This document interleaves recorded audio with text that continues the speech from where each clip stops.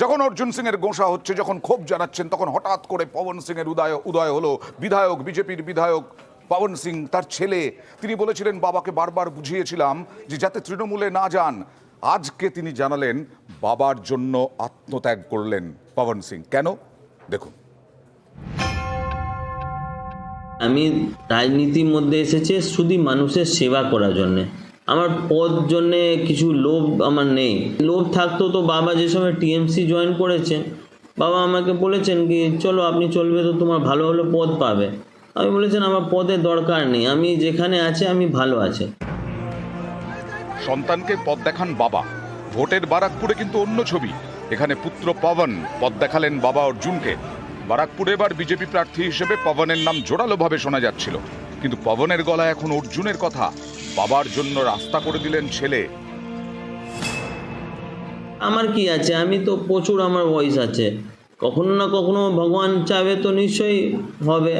এই সময় আমি লাগে কি আমি একটা এক্সপিরিয়েন্স আমার দরকার আছে। 2019-এর লোকসভা ভোটের আগে তৃণমূল ছেড়ে বিজেপিতে যান অর্জুন সিং। সেই সময়ে বিজেপিতে যোগ দেন তাঁর ছেলে পবন সিংও। লোকসভা ভোটে জিতে বারাকপুরের বিজেপি সাংসদ হন অর্জুন সিং। এতে ফাঁকা হয়ে যায় ভাটপাড়া বিধানসভা আসন। সেই আসনে তখন বিজেপির টিকিটে লড়েন অর্জুন পুত্র। মদন মিত্রকে হারিয়ে বিজেপির বিধায়ক হন পবন। এবার 24-এর লোকসভা ভোটে তৃণমূলের টিকিট পাননি অর্জুন। এরপরেই জল্পনা তৈরি হয় অর্জুনের বিজেপিতে ফেরা নিয়ে। শেষমেশ আবারও বিজেপিতেই ফিরলেন অর্জুন সিং। শুক্রবার দিল্লিতে যোগদান, সঙ্গে দিব্যেন্দু অধিকারী। কয়েকদিন আগে অর্জুন বুঝিয়ে দেন তিনি বিজেপিতে যোগ দিচ্ছেন। তখন থেকেই বাবার হয়ে জোরালো সওয়াল ছেলের। ওই দল আপনাকে কতবার প্রমিস করেছেন আর কতবার আপনার প্রমিসকে ফুলফিল করেছেন আপনিও ভালো করে জানেন, আমিও জানি। আর যে দলে আপনি ইচ্ছা করে তো যাচ্ছেন না, ওখানে আপনার তো এরকম পরিস্থিতি করে দিয়েছে কি আপনাকে বাধ্য হয় আপনাকে যেতেই হবে। আপনি যে বলছেন কি আপনাকে পদ দেবে, আপনাকে টিকিট দেবে, আমি আপনাকে 100% গ্যারেন্টি দিয়ে বলছি আপনাকে কখনো কিছু দেবে না। আমার থেকে বেশি আমার ছেলে দূরদর্শী আছে, সে আমাকে বারবার বলবে যে তোমাকে এরা টিকিট দেবে না, তোমাকে এরা অসম্মান করছে, ইটস এ প্ল্যান, এটা প্ল্যান তহত এই কাজগুলো হচ্ছে। ছেলের কথাই সত্যি হলো। আমার রাজনীতি জীবন অনেক বেশি, কিন্তু ওর কাছে আমাকে শিখতে হবে। অর্জুন যখন তৃণমূলে তখন জোর জল্পনা ছড়ায় বারাকপুর লোকসভা আসনে এবার বিজেপি প্রার্থী করতে পারে পবনকে। এই জল্পনাকে বাস্তব করতে কিন্তু পবন ঝাঁপাননি, বরং তিনি বাবার জন্য পথ করে দিয়েছেন। পবনের বাবা অর্জুন আবারও বিজেপিতে, আবারও তিনিই লড়বেন বারাকপুর থেকে। আমি রাজনীতির মধ্যে এসেছে শুধু মানুষের সেবা করার জন্যে। আমার পদ জন্যে কিছু লোভ আমার নেই। লোভ থাকতো তো বাবা যে সময় টিএমসি জয়েন করেছেন, বাবা আমাকে বলেছেন কি চলো আপনি চলবে তো তোমার ভালো ভালো পদ পাবে। আমি বলেছেন আমার পদের দরকার নেই, আমি যেখানে আছে আমি ভালো আছে।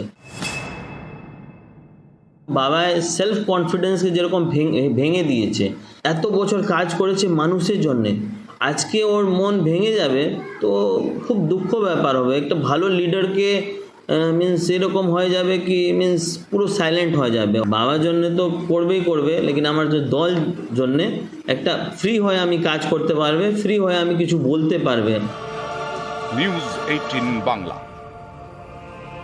অর্জুন সিং শুধু নয়, দিব্যেন্দু অধিকারীও জয়েন করলেন বিজেপিতে। মানে শান্তিকুঞ্জ হয়ে গেল পদ্মফুল। শিশির অধিকারী তো আগেই পদ্মের দিকে ঝুঁকেছিলেন, আর সৌমেন্দু অধিকারীর পর এবার দিব্যেন্দু অধিকারী বিজেপিতে যোগ দিলেন। পাশে অর্জুন সিং, অমিত মালভিয়া, একেবারে দিব্যেন্দু অধিকারী কি বললেন যোগ দেওয়ার পর, দেখুন। आज मेरा लिए एक बहुत शुभ दिन है कि मैं आज भारतीय जनता पार्टी की परिवार के साथ जुड़ चुका हूं। देश की प्रधानमंत्री हमारी नेता माननीय नरेंद्र मोदी जी का आदर्श में अनुप्राणित होते हुए मैं इस पार्टी में शामिल हुआ हूं। জোড়া ফুল থেকে শান্তিকুঞ্জ কিভাবে পদ্ম ফুল হয়ে উঠল দেখাবো, একেবারে ডেট ওয়াইজ, তারিখ ওয়াইজ।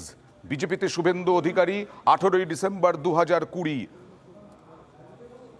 পয়লা জানুয়ারি 2021 বিজেপিতে সৌমেন্দু, মানে বিধানসভা নির্বাচনের আগে শুভেন্দু অধিকারী, তারপরে সৌমেন্দু অধিকারী। পয়লা জানুয়ারি 2021, 21-এর বিধানসভার আগে 15ই মার্চ 2024 পুরোটা শান্তিকুঞ্জ হয়ে গেল পদ্মকুঞ্জ, পদ্ম ফুল একেবারে পদ্মকুঞ্জ হয়ে উঠল।